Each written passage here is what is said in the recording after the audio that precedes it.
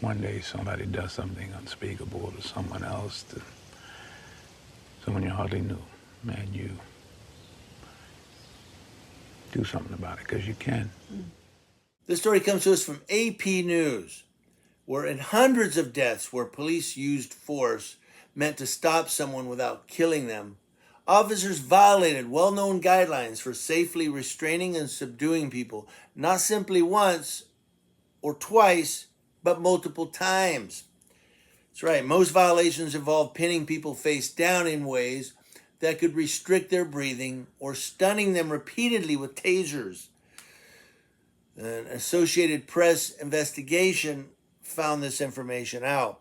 Now, some officers had little choice but to break policing best practices, safety guidelines that are recommended by government agencies, law enforcement groups, and training experts to save a life or protect someone. But many other violations were harder to explain. Officers at times prematurely resorted to weapons or physical holds during routine calls, or misread a person's confusion as defiance in medical emergencies, setting off a string of mistakes. In other cases, they kept applying force even after they had the people handcuffed and controlled. That's the one where the guy is face down. He's like, I can't breathe. And they're like, stop resisting then. No, really, I can't breathe. Well, stop resisting. And then, you know, why? Because the cop is stupid and he doesn't know what he's doing. For its investigation, AP cataloged 1,036 deaths over a decade's time after officers had used force not involving their guns. In about half of those, medical officials ruled that law enforcement caused or contributed to the deaths, but they usually didn't mention whether policing best practices were followed. Now, counting violations of best practices also was difficult when departments didn't document important details, that's the way you record the police, or withheld their files. But based on a review of tens of thousands of pages of police and court records, as well as hundreds of hours of body camera video footage, AP found this. Officers breached the guidelines in 3 or more ways in roughly 440 deaths, or about 45% of the time. In others, a single mistake sometimes fueled life-threatening injuries.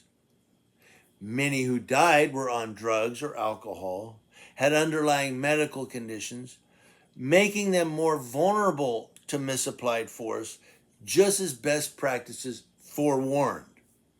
In about 30% of the deaths where police went outside the guidelines multiple times, the officers or bystanders were facing imminent or potential danger. Safety practices may excuse officers under those circumstances. Now, because of how policing is set up in the United States, there are no national rules for how officers apply force. Best practices provide some direction, but aren't mandatory.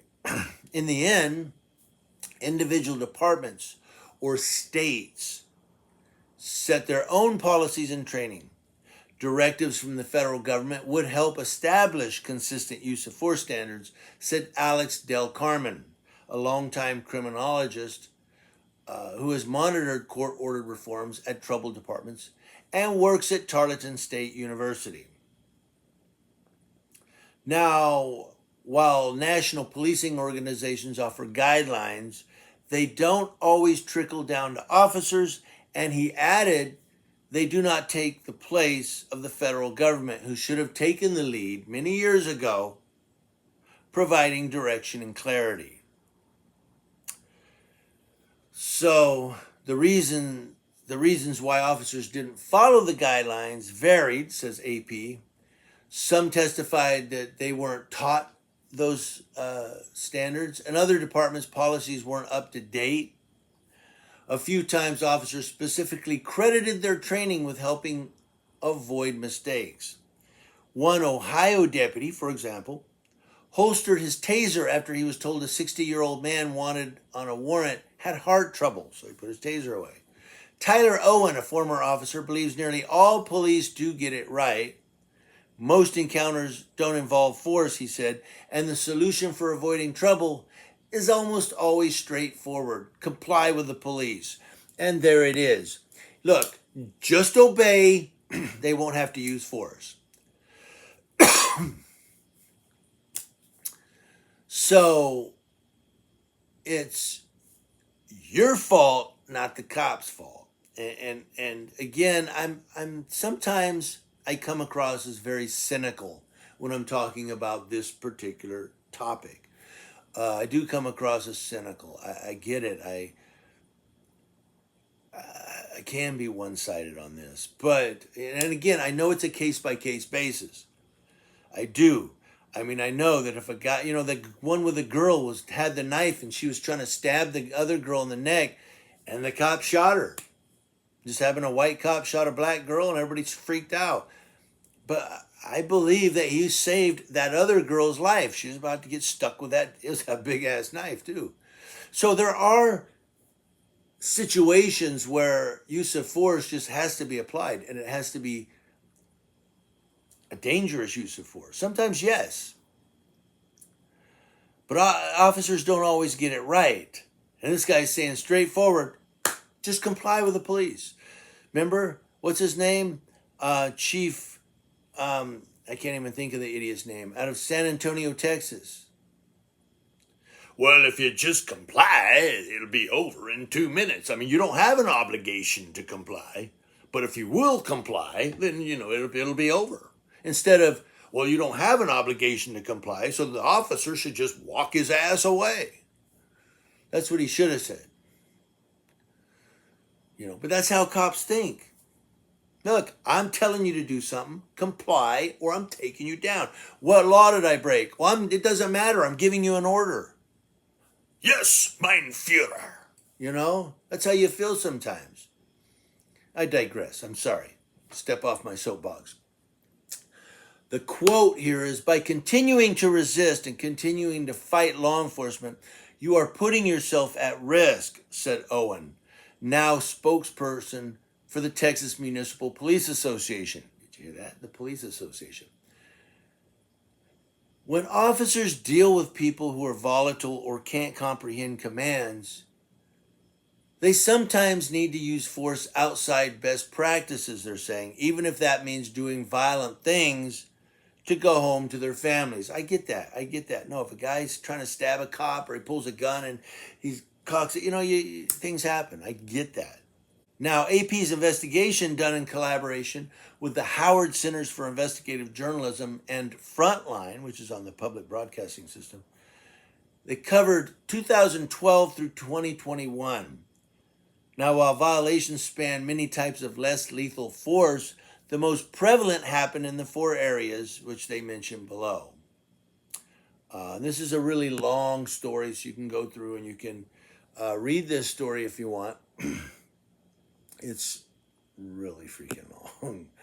I was going to get to that last sentence. Well, I'll read the last paragraph here to you that I have. And it goes down even from there. It's a really long story.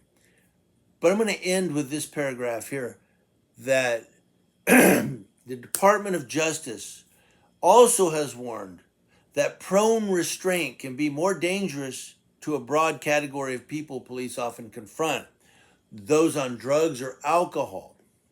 Yeah. Also vulnerable are people who are obese, who have cardiac or respiratory problems, or who have already been shocked with stun guns or tasers.